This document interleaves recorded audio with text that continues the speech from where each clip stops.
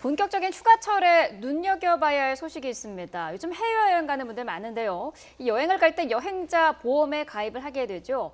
여행보험 가입이 늘어난 만큼 사고에 따른 보험금 지급도 그만큼 늘어났다고 하는데요. 이유가 있었습니다. 관계자 이야기 먼저 들어보겠습니다.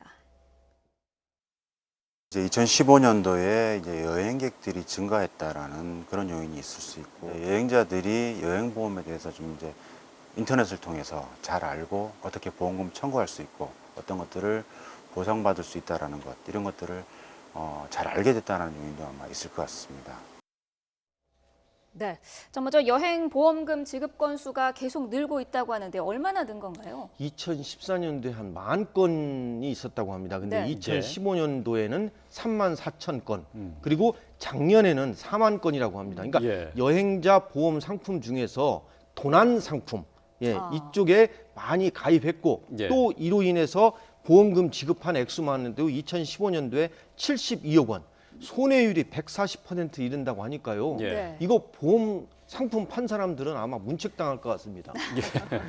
지금 해외 여행자 수가 계속해서 늘어나고 있기 때문에 여행자 보험으로 인한 피해자 신고도 늘어나는 것은 어느 정도 이해를 할 수 있지만은 정상 범위를 넘어섰단 말이죠. 그렇습니다. 손해율이 140%라는 것은 이건 보험회사에 감당할 수 있는 범위를 넘어섰다는 거거든요. 근데 이 상품의 특징이 있습니다. 네. 해외 여행 가가지고 내가 도난당했을 때, 도난당했을 경우에 보험금 범위 내에서 보험금을 지급해 준다는 거거든요.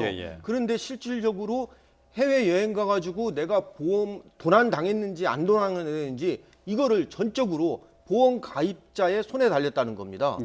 그 사실 증명원 발급을 도난당했다는 그 나라에 가가지고 경찰관한테 얘기해가지고 필요하면 경찰관 매수해가지고 내가 도난당했다 사실 확인을 쓰던가, 아니면은 국내에 와가지고 경찰서에 가가지고 내가 그 해외 여행 갔다가 도난당했습니다. 도난 신고서만 제출하면은 보험회사에서는 보험금을 지급할 수밖에 없다는 겁니다.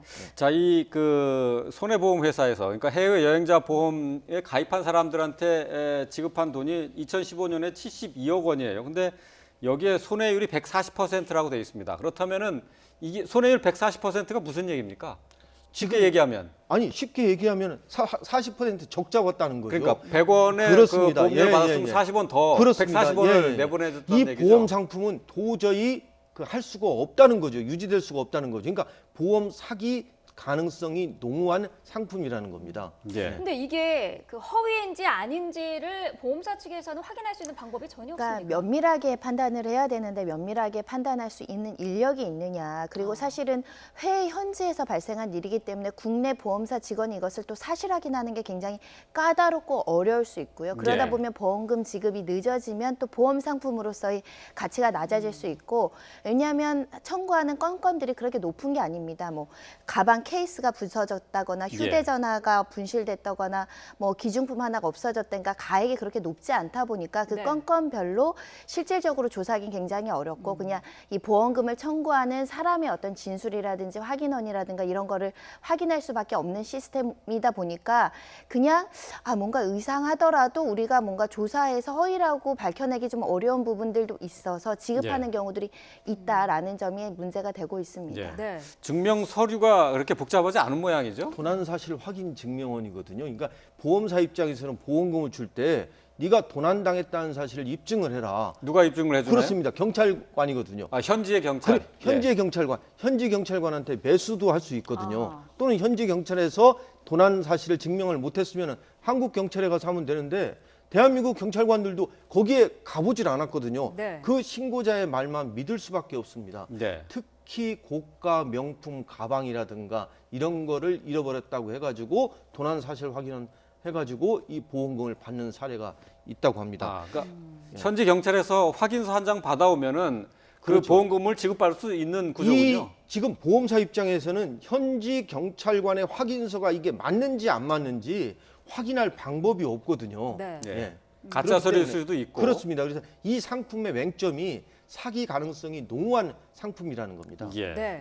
이렇다 보니까 금융당국에서 여행보험 사기가 있는지 없는지 조사에 들어갔다고는 하는데 이거 제대로 잡아낼 수가 있을까요? 근데 사실은 좀 그럴 필요성이 있죠. 경각심을 줄 필요도 있고요. 왜냐하면 네. 이게 최근 3년간 너무 급속도로 이런 보험 사고 그 건수가 증가되다 보니까 혹시 조직적인 보험 사기를 하고 있는 것은 아닌가라는 의심을 하고 있고 데이터를 네. 분석해 보니까 좀 개연성이 있어 보이는 게 한 15만 건 그리고 대상자가 14,000명 정도를 추려서 실제로 이런 것이 도난을 당하거나 파손이 됐는지 아니면 허위로 이것을 조작했는지 여부를 사실 확인을 한다고 하고요. 예. 만약에 이게 사실은 분실되지 않았는데 허위로 확인원을 받았던 거나 뭐 파손되지 않았는데 허위로 신고해서 돈을 받았다. 그러면 사실은 형법상 사기죄가 성립하는 거거든요. 예. 그리고 그 받은 돈도 몰수될 수 있는 부분이기 때문에 사실은 얼마 안 되기 때문에 우리가 허위로 이렇게 뭐 사고 확인서 내서 돈을 탈 수 있다라는 어떤 호기심이라든가 이런 사람이 있다라고 한다면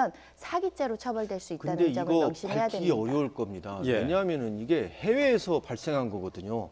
이게 금융감독원에서 이게 수사 의뢰를 한다 하더라도 경찰이 그 해외에 가가지고 일일이 확인해야 되는데 그렇죠. 제가 예. 볼 땐 이거 거의 불가능에 가깝습니다. 그 앞서서 개연성이 있어 보인다는 거라는 거는 예를 들면 어떤 겁니까? 예를 들면 한 특정 대상자가 청구하는 보험 건수가 굉장히 많은 경우 사실 우리가 해외여행 가서 저도 분실 한번 해서 저도 보험을 탄 적이 있거든요. 아, 그래요? 네. 예. 근데 그게 반복되는 사람들은 좀 의심해 볼 만하죠.